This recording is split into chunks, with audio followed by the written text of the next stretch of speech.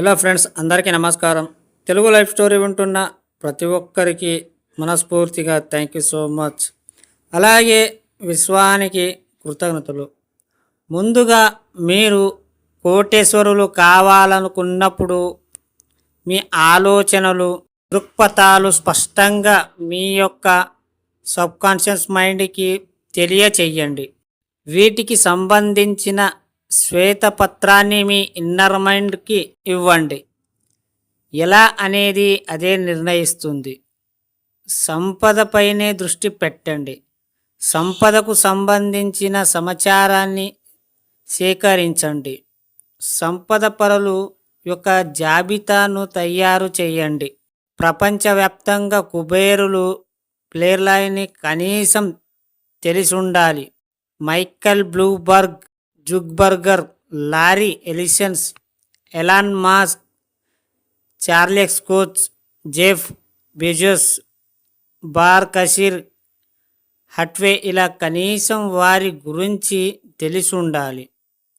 ఒక్కొక్కరు చిన్నప్పటి నుండి కాకుండా మధ్య లేదా చివరి సమయంలో సంపాదించిన వారు. డబ్బుని ఒక్కొక్క దేశంలో ఏమని పిలుస్తారు? దాని రంగు, రూపం ఏమిటి?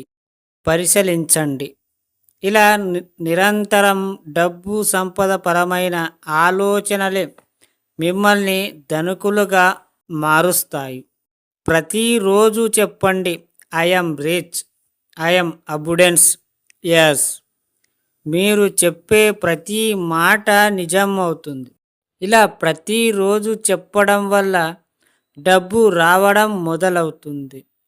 ఇంకా ఆలస్యం దేనికి? మొదలు పెట్టండి. డబ్బుని మీరు పడుకునే ముందు దానికి లెక్క పెట్టి పడుకోండి. పదే పదే డబ్బుని లెక్క పెట్టండి. డబ్బుని చేతిలో పట్టుకున్నప్పుడు మీకు ఏదో తెలియని సంతోషం అయితే ఖచ్చితంగా ఇస్తుంది.